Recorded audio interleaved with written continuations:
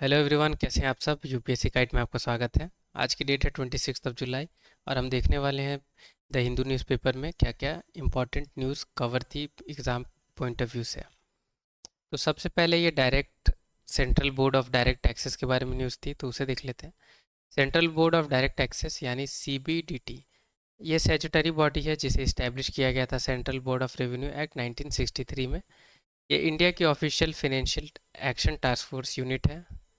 और ये एडमिनिस्टर कौन करता है इसे, तो डिपार्टमेंट ऑफ रेवेन्यू जो मिनिस्ट्री ऑफ फाइनेंस के अंदर आती है। अब ओरिजिनली क्या थी कि ये सेंट्रल बोर्ड ऑफ रेवेन्यू ही पहले इस्टेब्लिश की गई थी। बाद में 1964 में इसे दो पार्ट में डिवाइड कर दिया गया, जिसमें central board of direct taxes बनी और दूसरी central board of excise and custom बनी। तो ये आपको याद रखनी है। फंक्शन क्या क्या है, it deals with matter related to levying and collecting direct taxes. तो कोई सी भी मैटर होगी, अगर टैक्स डायरेक्ट टैक्स को अप्लाई करने की बात आ रही हो या कलेक्ट करने की बात आ रही हो डायरेक्ट टैक्सेस को, तो उससे ये डील करती है। पॉलिसीज़ भी बनाती है डायरेक्ट टैक्सेस से रिलेटेड, और सुपरविज़न भी करती है जो भी इंटायर टैक्स डिपार्टमेंट है उसे। तो इंटायर टैक्स डिपार्टमेंट को ही सुपरविज़न करती है ये। और कोई सी भी चेंजेस अगर लेजिस्लेटिव अगर चेंजेस करनी होगी डायरेक्ट टैक्सेस में, तो उसकी सजेशन भी देगी। टैक्स रेट्स में अगर कोई चेंजेस करनी है तो उसकी भी सजेशन देगी। और टैक्सेस से अगर स्ट्रक्चर टैक्स की स्ट्रक्चर में अगर कुछ चेंजेस करनी होगी तो उसको भी ये प्रपोज करेगी सेंट्रल गवर्नमेंट की पॉलिसीज से लाइन कर कर। तो ये कुछ फंक्शंस हैं सीबीटी की। ये एक न्यूज़पेपर में ये इमेज अवेलेबल थी, ये मुट्ठा रिवर की रिगार्डिंग है, तो उसे देख लेते हैं। ये देख सकते हैं मुट्ठा रिवर जो भीमा रिवर से बाद में मर्ज हो जाती है। और आपको पता है ये भीमा रिवर ये कृष्णा रिवर की ट्रिब्यूटरी है, राइट। तो अब हमें कृष्णा रिवर को भी जानना होगा। कृष्णा रिवर कहाँ से ओरिजिनेट होती है, तो महाबलेश्वर से होती है। अब कौन कौन सी लेफ्ट बैंक ट्रिब्यूटरीज है, तो धूनी नदी, भीमा, दिंडी, मूसी, मनेरू। और राइट बैंक कौन कौन है, तो कोयना, वरना, गंगा, घटप्रभा, मालाप्रभा और तुंगभद्रा। वैसे कृष्णा रिवर ऑलरेडी बहुत न्यूज़ में है, राइट, अभी तो आपको ये पता होनी चाहिए। अब एनएचआरसी के बारे में न्यूज़ है, तो वो देख लेते हैं। नेशनल ह्यूमन राइट कमीशन, अब ये क्या है, स्टैट्यूटरी बॉडी है, कॉन्स्टिट्यूशनल बॉडी नहीं है, आपको याद रखनी है, राइट। क्योंकि यूपीएससी इससे पूछ सकती है और यूपीएससी ने पूछा हुआ भी है कि which of the following are constitutional body, जिसमें नेशनल ह्यूमन राइट कमीशन को भी एक ऑप्शन में यूपीएससी ने रखा हुआ था।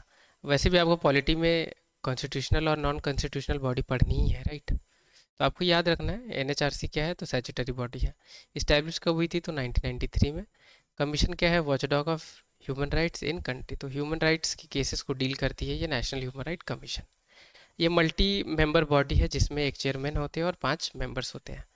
अब आपको पता होनी चाहिए कि चेयरमैन और मेंबर्स को अपॉइंट कौन करता है, तो प्रेसिडेंट करते हैं। किसकी रिकमेंडेशन से, तो 6 मेंबर की कमेटी रहती है उसके रिकमेंडेशन से।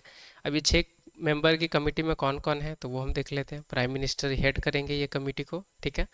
और बाकी मेंबर्स जो रहेंगे वो स्पीकर ऑफ लोकसभा रहेंगे, डिप्टी चेयरमैन ऑफ राज्यसभा रहेंगे, और leader of opposition both the houses of parliament, ठीक है। तो लीडर ऑफ अपोजिशन रहेंगे और सेंट्रल होम मिनिस्टर रहेंगे इस कमेटी में। तो यूपीएससी अगर ये नेशनल ह्यूमन राइट कमीशन के बारे में ये डिटेल्स नहीं पूछ के आपसे ये 6 मेंबर में कौन कौन से हैं आप पर्सन्स, वो आपसे पूछ सकती है, ठीक है। तो आपको ये याद रखना है।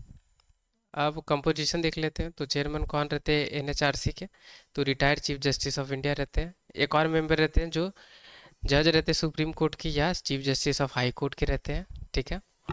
3 और मेंबर रहते हैं जिसमें 3 में से 1 मेंबर वीमेन होनी चाहिए। और ये कैसे सेलेक्ट किए जाते हैं, जिनके पास नॉलेज और प्रैक्टिकल एक्सपीरियंस होती है ह्यूमन राइट के मैटर्स में, उनसे सेलेक्ट किए जाते हैं। और एक डीम्ड मेंबर भी रहते हैं, ठीक है। तो डीम्ड मेंबर में सेलेक्ट किए जाते हैं यानी एक्स ऑफिशियल मेंबर। तो किन किन बॉडी से, तो नेशनल कमीशन फॉर माइनॉरिटीज़ हो, या शेड्यूल कास्ट हो, या शेड्यूल ट्राइब्स हो, राइट, या विमेन हो, या national commission for protection of child rights हो, या national commission for backward classes, या chief commissioner for personal with disability. तो इनमें से सेलेक्ट किए जाएंगे एक्स ऑफिशियो मेंबर। अब चेयरपर्सन की या मेंबर्स की क्या टेन्योर रहती है, तो 3 टर्म की रहती है इनकी ऑफिस टर्म, ठीक है। या अगर 70 ईयर तक उनकी एज अटेंड अगर हो जाती है तो दोनों में जो भी अर्लियर रहेगी उसे कंसिडर किया जाएगा, ठीक है। ये रीअपॉइंट भी होते हैं, आपको याद रखनी है। और ये रिमूव और अपॉइंट दोनों प्रेसिडेंट के द्वारा होते हैं, ये भी आपको ध्यान में रखनी है। यमुना फ्लड प्लेन्स के रिगार्डिंग अभी न्यूज़ थी तो इसे देख लेते हैं। अब यमुना क्या है, सेकेंड लार्जेस्ट ट्रिब्यूटरी है किसकी, तो गंगा की, ठीक है। ऑरिजिनेट कहाँ से होती है, तो यमुनोत्री ग्लेशियर जो लोअर हिमालय में है, राइट, उत्तराखंड, वहाँ से ये होती है। ये बंद्रा पंच पीक आपको याद रखनी है, ठीक है। तो इसी के स्लोप से, साउथ वेस्ट स्लोप से ये यमुनोत्री ग्लेशियर है, वहाँ से ओरिजिनेट होती है। और गंगा से कहाँ मर्ज करती है, तो त्रिवेणी संगम जो इलाहाबाद में है, जहाँ पे कुंभ मेला भी लगती है, राइट, साइट जो है कुंभ मेला की, वहीं पे ये मर्ज होती है गंगा से। अब मैप में समझ लेते हैं, यमुना रिवर है ये, ठीक है, और ये इधर से गंगा देख सकते हैं, और ये दोनों मर्ज हो रही कहाँ, तो इलाहाबाद में, ठीक है। अब यमुना रिवर की भी ट्रिब्यूटरीज हम देख लेते हैं, तो चंबल है, सिंध, बेतवा, केन, ठीक है, याद रखनी है आपको। अब ये कृष्णा कृष्णा राज ये डैम, सागर, सॉरी, कृष्णा राज सागर डैम के बारे में, ये रिवर है जो कावेरी रिवर पे है, इस पे ये न्यूज़ आई हुई थी, तो हम ये देख लेते हैं, ठीक है।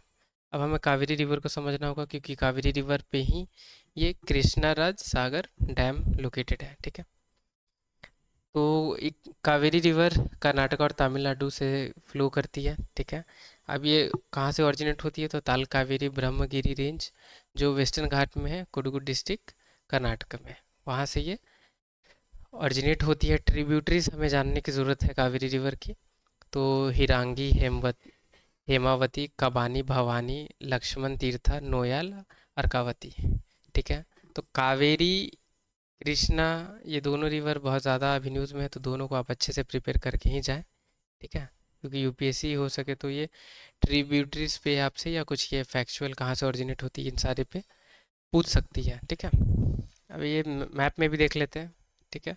कावेरी रिवर की ये रूट है, और ये कृष्णा राज सागर, यहाँ पे डैम देख सकते हैं आप, यहाँ पे मिथुर मिथुर डैम देख सकते हैं, और इधर ग्रेट एनिकट डैम भी आप देख सकते हैं। ये है कर्नाटका और तमिलनाडु में फ्लो करती है, ठीक है, मैप है इसकी। अब ये टाइगर से रिलेटेड थी तो हम ये से देख लेते हैं। प्रोजेक्ट टाइगर से रिलेटेड ये छोटी सी न्यूज़ थी, आर्टिकल, ठीक है। Project tiger wild life conservation movement थी जो इंडिया में इनिशिएट की गई थी टाइगर्स को प्रोटेक्ट करने के लिए। अब ये लाई कब गई थी प्रोजेक्ट टाइगर, तो 1973 में। किसके द्वारा, तो मिनिस्ट्री ऑफ इन्वायरमेंट के द्वारा। अब टाइगर की स्टेटस हमें पता होनी चाहिए, तो इंडेंजर्ड है आईयूसीएन में, और साइट्स में अपेंडिक्स 1 में है। कुछ टाइगर रिजर्व भी हमें पता होनी चाहिए, तो लार्जेस्ट टाइगर रिजर्व कौन सी है, तो श्रीशैलम टाइगर रिजर्व, ठीक है। सबसे स्मॉलेस्ट टाइगर रिजर्व कौन है, तो बोट टाइगर रिजर्व। और सबसे इंडिया की पहली टाइगर रिजर्व कौन है, तो जिम कॉर्बेट नेशनल पार्क, ठीक है। और सबसे ज़्यादा अगर हम पॉपुलेशन में बात करें, अगर हाईएस्ट टाइगर पॉपुलेशन की, तो वो मध्य प्रदेश स्टेट में है सबसे ज़्यादा, और उसके बाद कर्नाटका और उत्तराखंड में है, तो ये भी आपको याद रखनी है। वे WWF के बारे में न्यूज़ है, राइट, तो इसे देख लेते हैं। World wide fund for nature, Swiss based international non government organisation है, नॉन गवर्नमेंटल ऑर्गेनाइजेशन याद रखनी है। 1961 में आई थी, और ये काम क्या करती है, तो वाइल्ड लाइफ प्रिजर्वेशन और ह्यूमन इम्पैक्ट ऑन इन्वायरमेंट को कम करने की ये कोशिश करती है। अब आपको याद रखनी है कि ये वर्ल्ड लार्जेस्ट कंजर्वेशन ऑर्गेनाइजेशन है, और हेडक्वार्टर्स कहाँ है इसके, तो ग्लैंड, स्विट्जरलैंड, इंपॉर्टेंट है ये, ठीक है। अब रवांडा में इलेक्शन के आउटकम के बारे में ये आर्टिकल थी, तो इलेक्शन में क्या हो रहा है वो तो हमें नहीं समझने की ज़रूरत है, हमें इसकी मैप समझनी होगी। तो इथोपिया यहाँ है, सॉरी, रवांडा रवांडा यहाँ पे है। कौन कौन सी कंट्री से बॉन्डी शेयर होती है, तो Uganda, democratic republic of Congo, Burundi और तंजानिया, ठीक है। ये वाटर बॉडी जो आप देख पा रही हैं, लेक विक्टोरिया, तो लेक विक्टोरिया के बारे में भी देख लेते हैं, कौन कौन सी कंट्री से बॉन्डी शेयर होती है, युगांडा, केनिया और तंजानिया। कुछ और मैप में देख लेते हैं, तो ये है रवांडा, ठीक है, और ये लेक किवू, ठीक है, लेक किवू आपको याद रखनी है, ये रवांडा में है। अभी हमारे एक्सटर्नल मिनिस्टर ने अभी मीटिंग अटेंड की है आसियान की, राइट, वहीं पे ये दोनों कंट्रीज ने जो लाइन ऑफ एक्चुअल कंट्रोल वाली एरिया है, राइट, वहाँ पे जो टेंशन चल रही है उसकी रिजोल्यूशन के लिए अभी बात करी है। तो हमारे लिए ये आसियान को समझना है एग्जाम पॉइंट ऑफ व्यू से। तो आसियान क्या है, south the association of south east Asian nation यानी शॉर्ट फॉर्म इसकी आसियान है। पॉलिटिकल और इकोनॉमिक यूनियन है। 10 स्टेट जो साउथ ईस्ट एशिया में है उनकी। हेडक्वार्टर्स कहाँ है? तो जकार्ता इंडोनेशिया में है। कौन कौन से मेंबर हैं तो देख लेते हैं। 10 member: Myanmar, Laos, Thailand, Vietnam, Cambodia, Philippines, Bruny, Malaysia, Singapore, Indonesia. तो ये 10 मेंबर्स हैं, आपको याद रखनी है। इसी की मीटिंग में इंडिया चाइना को बुलाई गई थी, ठीक है। अभी एक कमेटी लाई गई है न्यूज़ में, इसे हम देख लेते हैं। अब नित्यानंद राय कमेटी, अब ट्राइबल की वेलफेयर के लिए ये कमेटी लाई गई है। तो आपको पता होगा कि एक हेमा कमेटी भी अभी रिसेंटली आपको मैंने बताया था, राइट, जो न्यूज़ में थी। अब ये किससे रिलेटेड थी? तो ये वेमेन की जो कंडीशन रहेगी फिल्म इंडस्ट्री में, वर्किंग कंडीशन, उसको डिफाइन करने के लिए लाई गई थी, क्योंकि ये केरला की एक्ट्रेस के साथ अभी सेक्सुअल हरासमेंट की केसेस अभी सामने आई थी। तो ये हेमा कमेटी और ये नित्यानंद कमेटी, राय कमेटी, दोनों आपको याद रखनी है। यूपीएससी या डायरेक्टली आपसे पूछ सकती है या मैच द फॉलोइंग में पूछ सकती है ये कमिटीज़ को। अभी ये आर्टिकल थी जिसमें आसियान और क्वाड के बारे में, मीटिंग्स के बारे में मेंशन थी, तो हम ये देख लेते हैं। वैसे आसियान के बारे में तो देख ही लिया, अब हमें क्वाड को देखना है। तो coordinator security dialogue full form है, शॉर्ट फॉर्म है क्वाड। ये स्ट्रेटेजिक सिक्योरिटी डायलॉग है किस किस कंट्रीज़ के बीच में? तो Australia, India, Japan, United State, ठीक है। तो ऑस्ट्रेलिया, इंडिया, जापान और यूनाइटेड स्टेट के बीच में ये डायलॉग है। ये सबसे पहले डायलॉग की किसने शुरुआत की? तो 2007 में जापान ने किया था।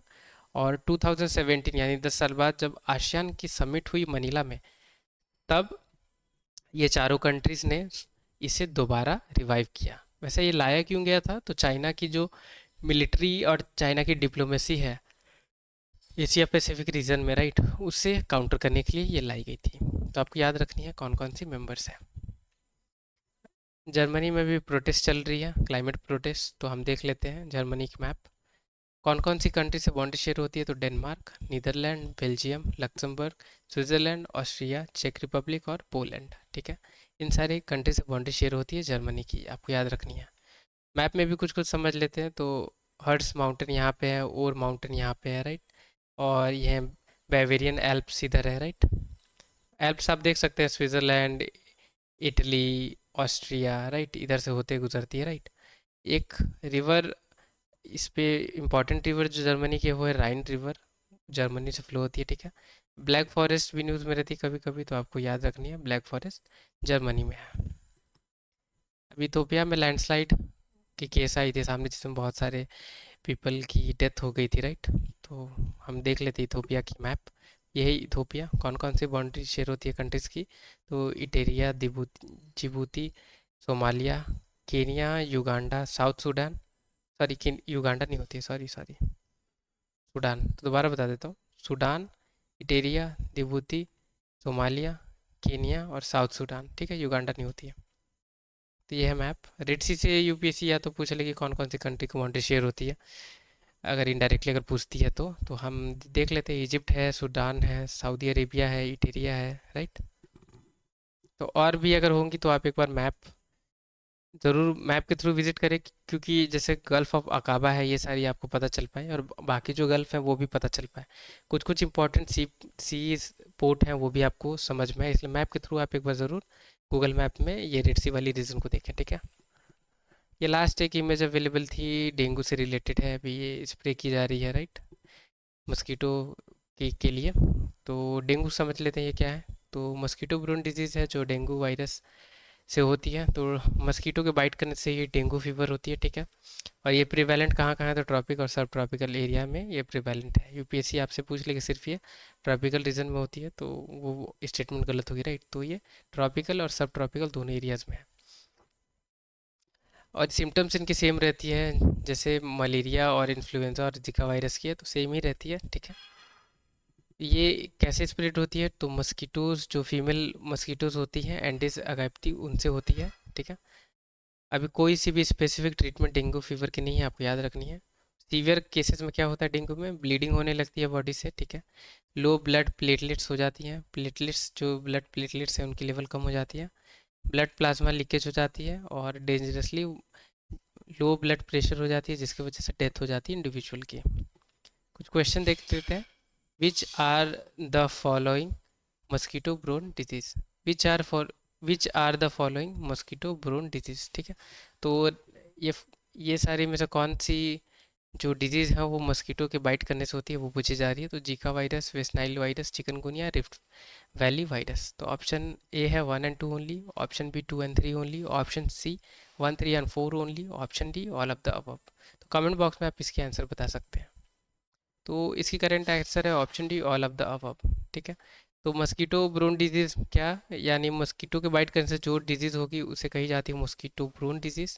अब मस्कीटो के बाइट करने से कौन कौन सी डिजीज़ होती है ये आप समझ लीजिए। यहाँ पे जीका वायरस होती है मस्कीटो के काटने से, वेस्ट नाइल वायरस होती है, chikungunya, dengue, malaria, rift Valley virus या रिफ्ट वैली फीवर भी कहा जाता है इसे, ठीक है। ये दूसरी क्वेश्चन देख लेते हैं। Lake Tana Tana is located at which country. Option A Ethiopia, option B Rwanda, option C Kenya, option D Uganda. तो वीडियो पॉज करके आप कमेंट बॉक्स में इसके आंसर बताएं। तो इसकी करेक्ट जो आंसर है वो है इथोपिया, ठीक है। अब इथोपिया न्यूज़ में भी है तो हमें से ये समझना ज़रूरी है। तो यहाँ देख सकते हैं ये है लेक टना, यहाँ पे लेक अबाया भी है, राइट। ग्रेट रिफ्ट वैली आप देख सकते हैं यहीं पे है इथोपिया में। और ग्रेट रिफ्ट वैली फीवर भी है या वायरस भी है जो मस्कीटो के काटने से होती है, जो ऊपर हमें अभी हमने डिस्कस किया। The living planet report is publish by, option A WWF, option B World Bank, WB, option C UNFCCC, option D IUCN। तो वीडियो पॉज करके आप इसकी आंसर देने की कोशिश करें। तो इसकी जो करेक्ट आंसर है वो है WWF, ठीक है। Living the living planet report WWF publish करती है। Thank you so much. आज की वीडियो में इतनी ही थी इन्फॉर्मेशन। वीडियो पसंद आई होगी तो लाइक ज़रूर करें। चैनल पर नए हैं या अभी तक सब्सक्राइब नहीं किया तो चैनल को सब्सक्राइब करें। टिल द टाइम के लिए take care, have a great day ahead.